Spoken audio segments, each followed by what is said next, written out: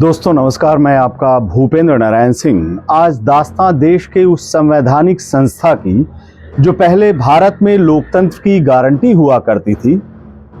मैं उस संस्था के लिए पास्ट टेंस था का क्यों इस्तेमाल कर रहा हूं, इसका खुलासा करने से पहले उस संस्था के बारे में मैं आप लोगों को कुछ और बताना चाहता हूं।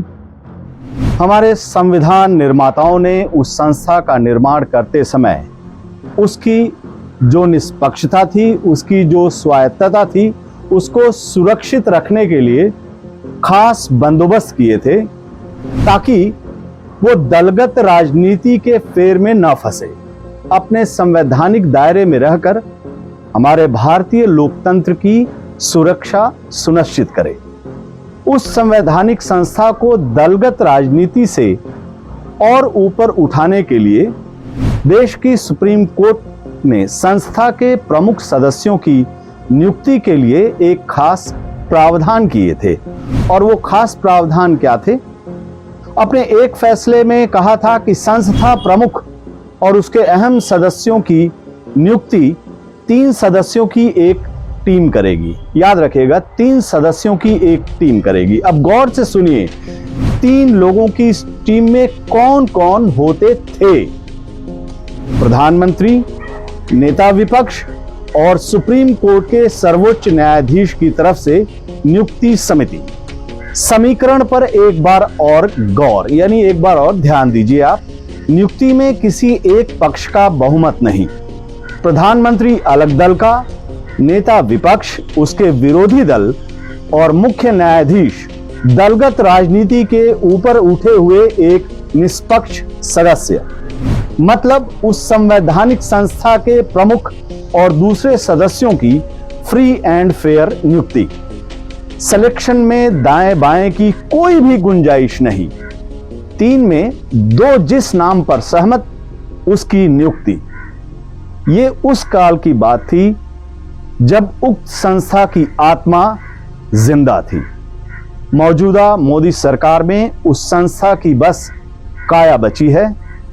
आत्मा कहां गई, इसका अंदाजा लगाने के लिए आप आगे के बदलाव पर अपना गौर जरूर फरमाइए। माननीय मोदी सरकार ने संसद में संख्या बल के दम पर संस्था प्रमुख और दूसरे सदस्यों की नियुक्ति में अहम बदलाव कर दिया। और वो क्या बदलाव किया? नियुक्ति की पूरी प्रक्रिया से सुप्रीम कोर्ट के मुख्य न्यायाधीश वाली समिति को बाहर कर दिया है। नियुक्ति करने वाले सदस्यों की संख्या वही 3, लेकिन अब उसमें सुप्रीम कोर्ट के मुख्य न्यायाधीश का अब कोई भी रोल नहीं है। तो उनकी जगह कौन होगा?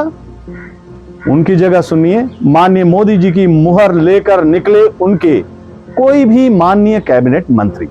समीकरण पर एक बार फिर से गौर कीजिएगा। पहले नियुक्ति में 3 लोगों की भागीदारी होती थी। उसमें थे प्रधानमंत्री, नेता विपक्ष और सुप्रीम कोर्ट के मुख्य न्यायाधीश। और अब कौन होंगे? प्रधानमंत्री, नेता विपक्ष और प्रधानमंत्री द्वारा नियुक्ति पर कोई भी कैबिनेट मंत्री, यानी उनका ही मंत्री। नियुक्ति में बहुमत किसका होगा? जवाब बहुत ही आसान है, बेहद आसान है। नियुक्ति सीरीज में प्रधानमंत्री जी और उनकी सरकार की 2-1 से जीत तय है। 3 लोग हैं, प्रधानमंत्री और उनके कैबिनेट मंत्री एक साइड, और दूसरी साइड में एक अकेला नेता विपक्ष। किंतु परंतु की कोई भी गुंजाइश नहीं। अब चलिए उस संस्था के नाम से भी मैं पर्दा हटा देता हूं, और उस संस्था का नाम है केचुआ।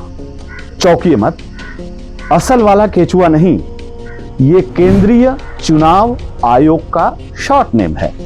दरअसल पिछले कुछ चुनावों में केंद्रीय चुनाव आयोग के नए चाल, चेहरा और चरित्र को देखते हुए कुछ लोगों ने इलेक्शन कमीशन ऑफ इंडिया, यानी उसे इस नाम से हिंदी में केचुआ नाम से पुकारना शुरू कर दिया है। बहुतों ने ज्यादा ध्यान भी नहीं दिया, क्योंकि मौजूदा दौर में शॉर्टकट नाम का फैशन चलन में भी है। अब जैसे प्रधानमंत्री नरेंद्र मोदी जी के नाम को लेकर लोग नमो कहते हैं, राहुल गांधी जी के नाम को लेकर लोग जो है उन्हें रागा भी कहते हैं। उसी लिहाज से लोग केंद्रीय चुनाव आयोग को केंचुआ नाम से भी सम्मानित करते हैं।